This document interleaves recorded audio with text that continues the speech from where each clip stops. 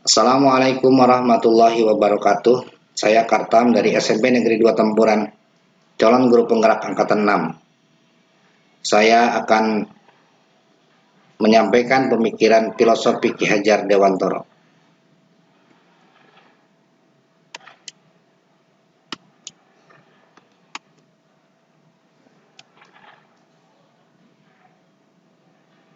Pendidikan dan pengajaran menurut Ki Hajar Dewantoro, yaitu pendidikan dan pengajaran tidak dapat dipisahkan.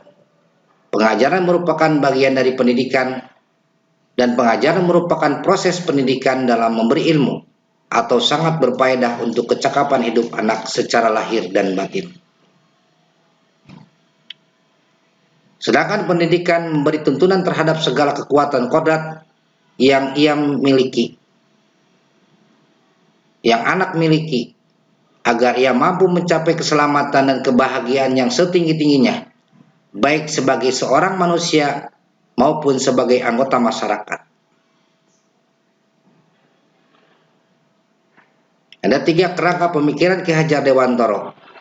Yang pertama adalah kodrat keadaan, yang kedua adalah ajas trikon, yang ketiga adalah pembelajaran yang berorientasi atau berpihak pada siswa. Kodrat keadaan dibagi 2. Yang pertama adalah kodrat alam.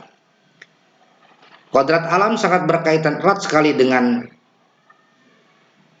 sifat dan bentuk lingkungan di mana anak itu berada. Yang kedua adalah kodrat zaman. Kodrat zaman diartikan sebagai keadaan zaman dari waktu ke waktu sesuai dengan perubahan zaman itu sendiri. Kita sebagai guru harus membekali siswa sesuai dengan kodratnya masing-masing. Mana siswa sudah terbentuk dengan lingkungan sebelumnya dan bukan lagi kertas yang kosong, tetapi kertas yang sudah berisi. Dan kita harus membekalinya dengan isian yang lebih baik.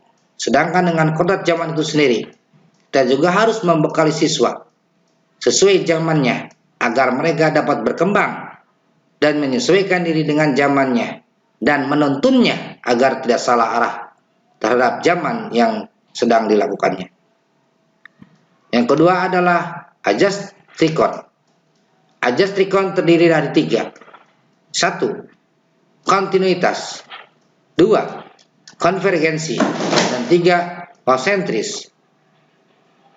Kontinuitas artinya pengembangan yang dilakukan harus berkesinambungan, dilakukan secara terus-menerus dengan perencanaan yang baik, di mana dalam pembelajaran adalah kegiatan belajar yang harus dilakukan secara terus-menerus, berkesinambungan, dengan tetap memperhatikan aspek moral, etika belajar, dan penuh keikhlasan, tidak karena kepaksaan atau keterpaksaan maupun dipaksa. Konvergensi. Menurut ahli ilmu bangsa Jerman yang bernama William Stem, ia berpendapat bahwa pembawaan dari lingkungan kedua-duanya menentukan perkembangan manusia. Pembawaan sejak lahir dengan pengaruh lingkungan yang diistilahkan dengan faktor dasar dan faktor ajar. Konsentris, yang artinya pengembangan pendidikan yang dilakukan harus tetap berdasarkan kepribadian kita sendiri. Tujuan utama dari pendidikan adalah menuntun tumbuh kembang anak secara maksimal dengan karakter kebudayaan sendiri. Yang ketiga, melakukan pembelajaran yang berorientasi atau berpihak pada siswa, memandang anak atau siswa dengan rasa hormat, di mana siswa dalam bebas mengungkapkan pendapatnya, bertanya sesuai dengan kemampuannya. Saya sebagai guru atau pembelajar melakukan perubahan-perubahan sesuai dengan keadaan perkembangan zaman. Dan hal yang terpenting yang saya lakukan sebagai seorang guru adalah menghargai dan memperlakukan anak dengan sebaik-baiknya, sesuai dengan kodratnya, melayani siswa dengan keinginannya, dan dengan setulus hati sesuai dengan filosofi Ki Hajar Dewantoro, yaitu Ingarso sung tulodo.